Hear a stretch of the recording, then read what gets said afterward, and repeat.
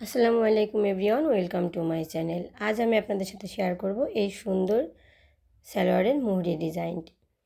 তো আমাদের সাধারণ সালোয়ার যদি আমরা একটু একটু করে এভাবে ডিজাইন করে পরি, সেটা দেখতে কিন্তু অসাধারণ লাগে। তো যদি আপনারা এটা শিখতে চান তাহলে আমার ভিডিওতে একটা লাইক দিয়ে আমার সাথেই থাকুন। আমি ভিডিওতে খুব সহজ এবং সুন্দর করে বুঝিয়েছি।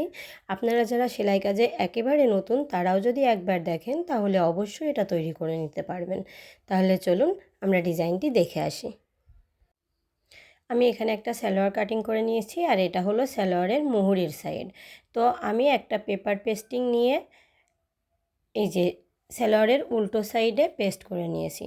এটা হলো আমার 3 ইঞ্চি একটা পেপার পেস্টিং, আর লম্বায় মুহুরি যতটা কেটেছি ততটাই নিলে হবে। তো এখান থেকে আমি 2 ইঞ্চিতে একটা দাগ দিয়ে নেব উপরে, মানে নিচের দিক থেকে উপর দিকে 2 ইঞ্চিতে একটা মার্ক করে নেব, লম্বা করে দাগটা দিয়ে নেব। আর এই যে আড়ের সাইডটা দেখেন আমি এখানে দাগ দিয়ে নিয়েছি, এখানেও 2 ইঞ্চি দাগ দেব, যাতে আমাদের এই ঘরটা মানে একেবারে পারফেক্ট বর্গাকার হয়।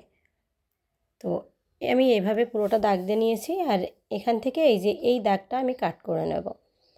উপরে যে লম্বা দাগটা দিয়েছি ওই দাগ পর্যন্তই, ওর উপরে যাবে না।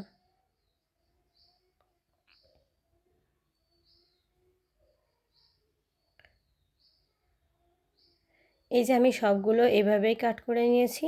এবার দেখেন আমি এটাকে ভেঙে ত্রিভুজ আকৃতির করে নেব। তো এভাবে একটা ভাঁজ দেবো, আর উল্টে এভাবে আর একটা ভাঁজ দেবো। এটা খুবই সহজ, একবার দেখলেই হয়ে যাবে। দিয়ে এটার উপর দিয়ে আমি সেলাই করে যাব। আমি আর একটা করে দেখাই। এই যে এভাবে একটা ভাঁজ দেব, উল্টে এভাবে আর একটা ভাঁজ দিয়ে দেবো।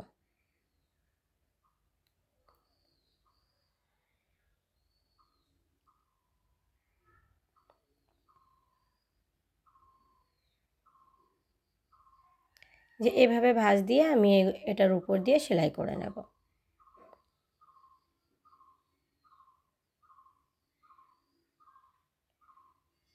যে এভাবে আমি সবগুলো সেলাই করে নেব, মানে সবগুলো যতটা আমি কেটেছি চারকোনা করে, যেগুলো কাটা আছে গোল গোল করে, ওইগুলাই আমি সেলাই করে এভাবে ট্রায়াঙ্গেল শেপ দিয়ে নেব। তো আমার এখানে সবগুলো সেলাই করা হয়ে গেছে। দেখেন এই যে সোজা সাইডটা এমনটা দেখাবে। এবার আমি এর নিচে আরেকটা পার্ট তৈরি করব।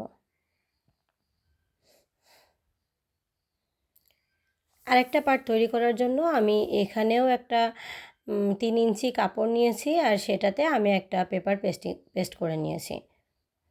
এটা হলো পেস্টিং, এটা আয়রন করলেই পেস্ট হয়ে যায়। তো আমি এখানে পেস্ট করে নিয়েছি।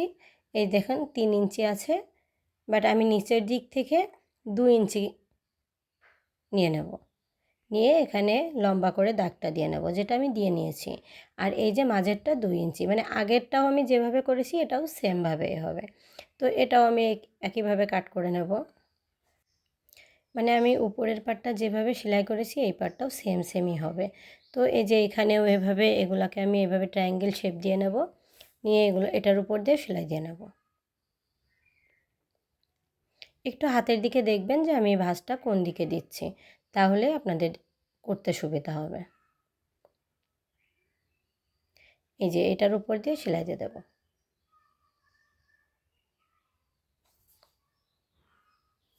এই একইভাবে সম্পূর্ণ কাপড়টাই সেলাই করে নিতে হবে। তো আমাদের এটাও সম্পূর্ণ সেলাই করা হয়ে গেছে। এবার এই দুইটা জয়েন করতে হবে। তো এই দুইটা জয়েন করার জন্য আমি এখানে একটা কালো কাপড় নিয়েছি, মুহুরির লম্বার মাপটা সালোয়ারের মুহুরির সমান নিয়েছি কাপড়টার, আর চওড়াটা 4 ইঞ্চি নিয়েছি। এই যে এবার এই যে নিচের যে আমি মানে ছাড়া যে অংশটা ডিজাইন করেছি, এটা এর উপর এভাবে উল্টো করে বসাবো। মানে ভেতর দিকে সোজা সাইড থাকবে আর উপরে উল্টো সাইড থাকবে। তো এবার এটা আমি এখানে 1/2 ইঞ্চি কাপড় নিচে রেখে সেলাই করে নেব। আমার ভিডিওটা যদি আপনাদের ভালো লাগে আমার ভিডিওতে অবশ্যই একটা লাইক দিয়ে যাবেন, আর আমার চ্যানেলের পরবর্তী ভিডিও পেতে আমার চ্যানেলটা সাবস্ক্রাইব করে রাখবেন। সাবস্ক্রাইব করার পরে অল বাটনে ক্লিক করে রাখবেন, তাহলে আমি ভিডিও আপলোড করলে সর্বপ্রথম আপনার কাছে চলে যাবে। তো এই যে এটা আমি সোজা করে নেব এভাবে, মানে সেলাইটা যেটা দিয়েছি ওটা ঘুরিয়ে উল্টো পাশে নিয়ে আসবো, আসলে এটা সোজা হয়ে যাবে। একটু ডলে ডলে নিচ্ছি যাতে অপর পাশের কাপড়টা এই পাশে চলে না আসে, মানে বসে থাকে। এভাবে আপনারা চাইলে আয়রন করে নিতে পারেন এটার উপর দিয়ে। আমি এখানে হাত দিয়ে একটু ডলে বসিয়ে নিচ্ছি, এভাবে করলেও হয়ে যাবে। এবার আমরা যেটা করব সেটা হচ্ছে এই যে ট্রায়াঙ্গেল শেপটা আছে এটা এখান থেকে এভাবে ধরে ধরে সেলাই করে দেব নিচের কাপড়টার সাথে। আমি একটুখানি করে দেখাই। এই যে এভাবে একদম মুখে মুখে সেলাই করে নেব, তাহলে দেখতে বেশি ভালো দেখা যাবে। যদি সামনের দিক থেকে কাপড় বের হয়ে থাকে তাহলে দেখতে ভালো দেখা যাবে না।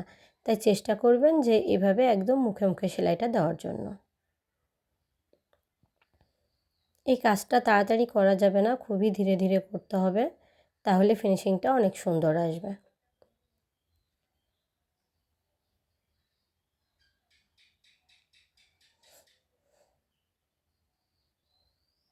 যেভাবে ঘুরিয়ে ঘুরিয়ে পুরোটা সেলাই করে নিতে হবে।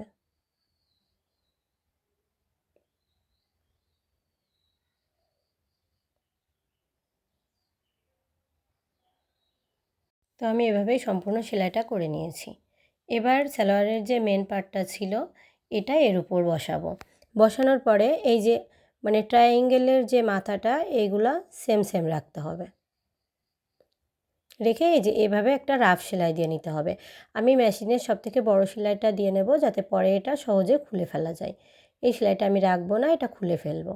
তো সেভাবে একটা সেলাই দিয়ে নেব।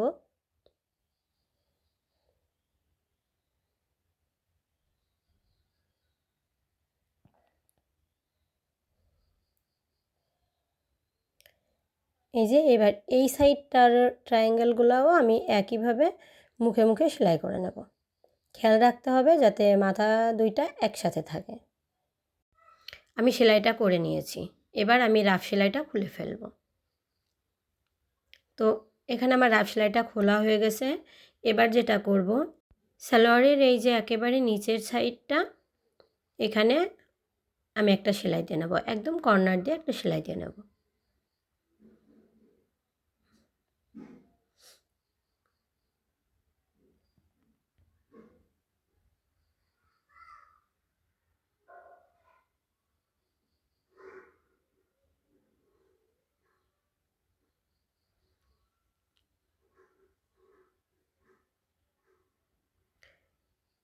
আমি এখানে একটা সেলাই দিয়ে নিয়েছি। এবার উপরে যে আমার একটা সেলাই আছে এই যে ট্রায়াঙ্গেলের গোড়া দিয়ে, এটার থেকে 1/2 ইঞ্চি উপরে আমি আরেকটা সেলাই দিয়ে নেব।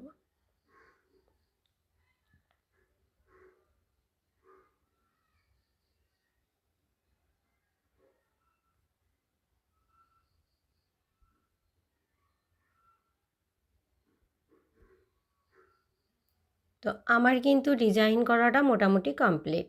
এবার আমাদেরকে যেটা করতে হবে, এই যে 2 ট্রায়াঙ্গেলের মাথাটা এক জায়গায় লেগে গেছে, এইখানে আমরা ছোট ছোট একটা করে পুঁতি বসিয়ে নেব, তাহলে দেখতে আরও সুন্দর দেখাবে।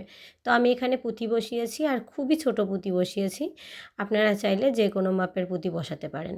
তো এবার আমাদের ফিটিং সেলাইটা দিয়ে নিলে আমাদের সালোয়ারটা কমপ্লিট হয়ে যাবে। যার যতটুকু মুহুরির মাপ দরকার, যার যতটুকু রাখতে চান ততটুকু এভাবে মেপে নিয়ে এখান থেকে ফিটিং সেলাইটা করে নিতে হবে। তো আমি সালোয়ারের ফিটিং সেলাইটা করে নিয়েছি। দেখুন আমাদের এখন সালোয়ারের লুকটা ঠিক এমন আসবে, আর এটা দেখতে অনেক সুন্দর লাগছে, আর এটা পরার পর তো আরও সুন্দর লাগবে। তো এতক্ষণ আমার সাথে থাকার জন্য অসংখ্য ধন্যবাদ।